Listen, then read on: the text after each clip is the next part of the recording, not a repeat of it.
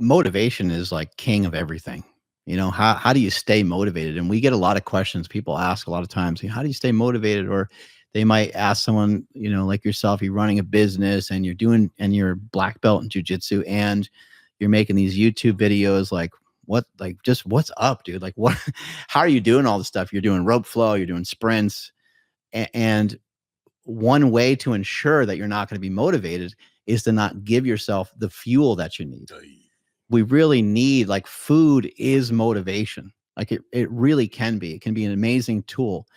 And when I've started to think about food nowadays, I just actually, this is the 180, is I actually just am thinking more about like carbs, not necessarily even calories, not necessarily a ton of concern about protein. Like we're already trained, like we're pre-programmed, we're robots when it comes to protein.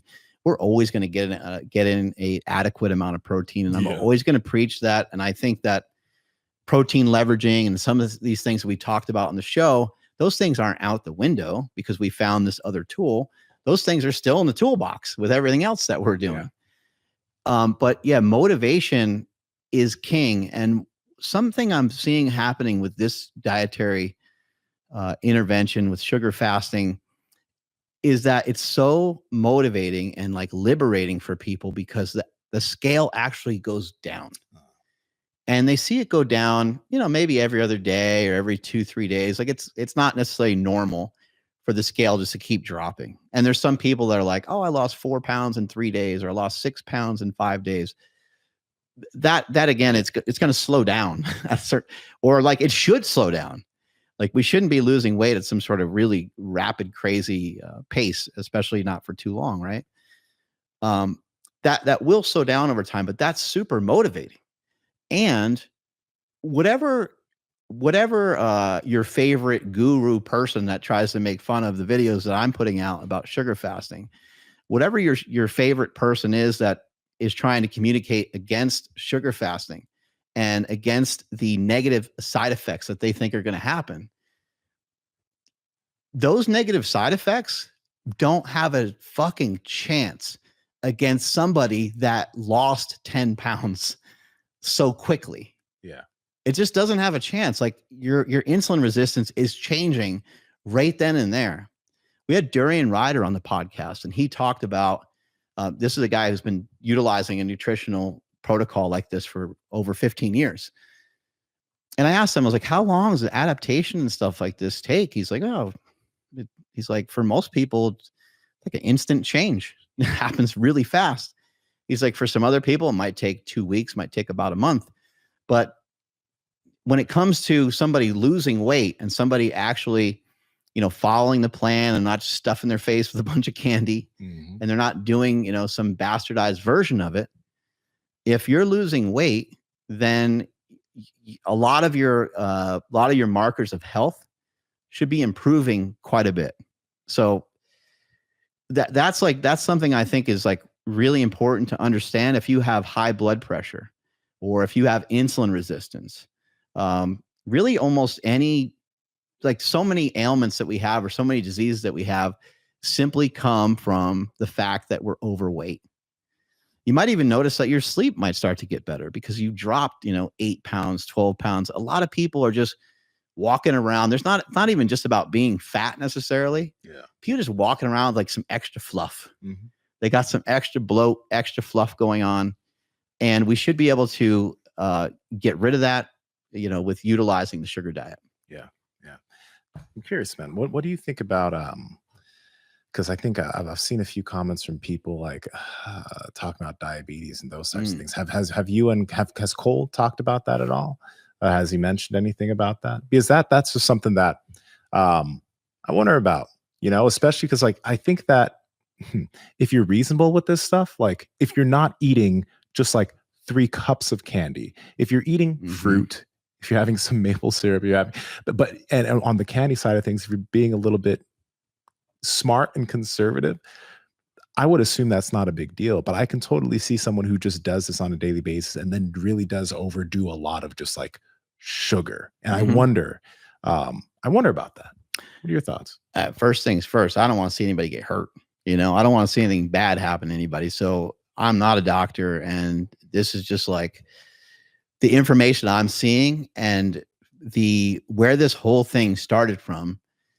Some of it is from a guy named Ray Peat, and some of this stuff, the sugar diet, the honey diet, and variations of it all came from research that was done long ago.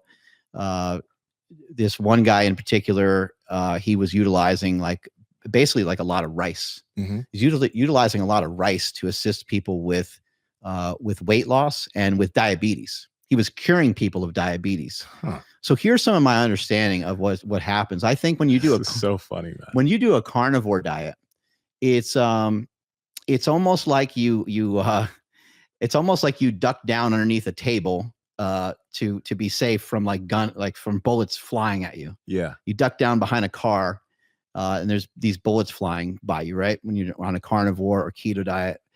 But the bullets are still coming, right? When you go on a diet that is mainly carbohydrate, now those bullets aren't even coming at you at all. So you completely solve the problem. I believe that's what's happening. And again, I don't have the knowledge base or don't feel comfortable enough telling people that this is going to cure diabetes, but it appears that this actually fixes and literally reverses type 2 diabetes, as opposed to just trying to crawl down under the ground and bury ourselves so we don't have to deal with the conditions of diabetes, because we're just avoiding it. Yeah. So we're just completely avoiding the idea that you have insulin resistance by just not consuming any carbohydrates ever again.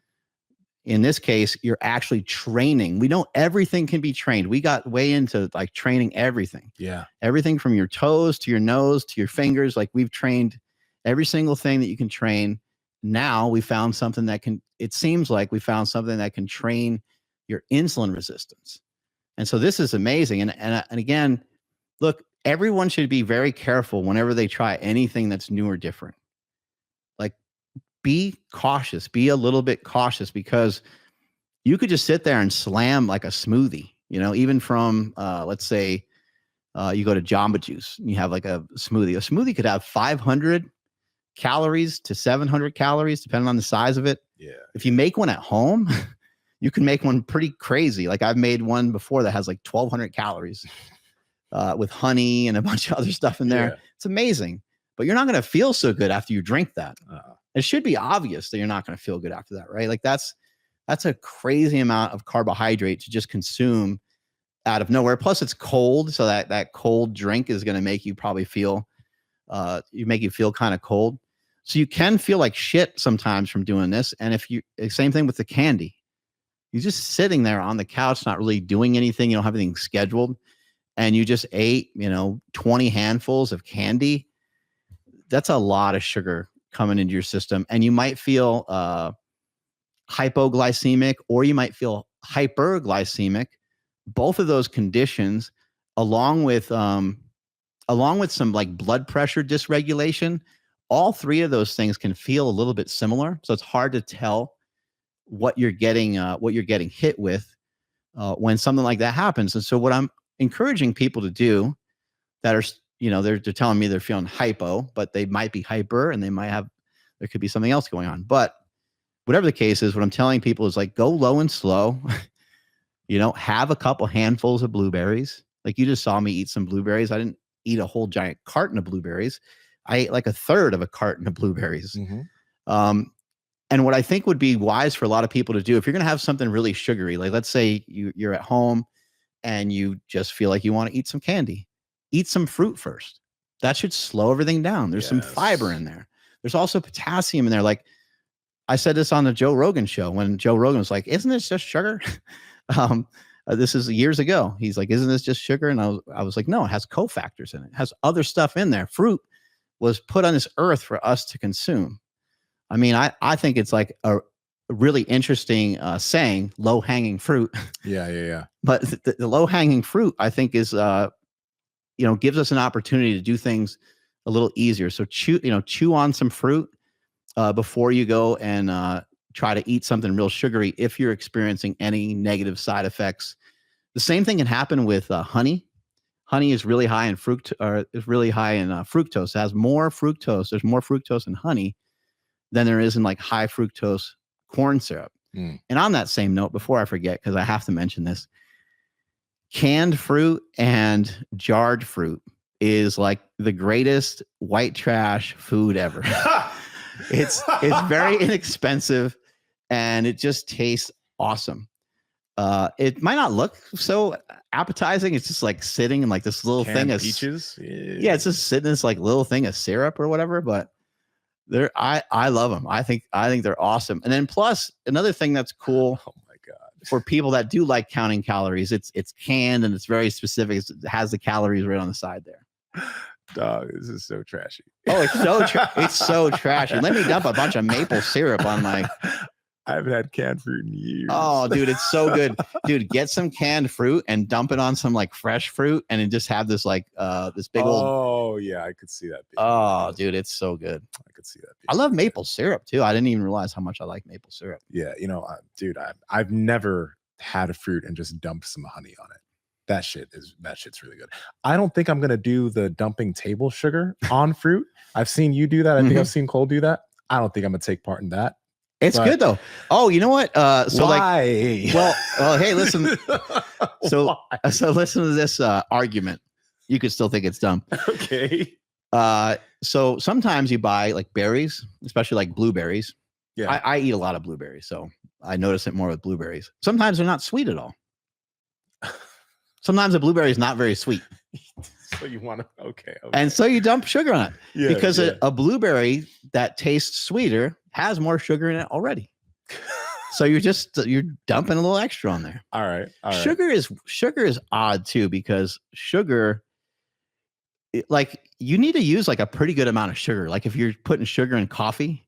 Yeah. Okay. Like you ever notice it? It's like you need like, I don't know, like at least 2 or 3 teaspoons of it to like make your coffee like change pretty good. Like one doesn't quite work.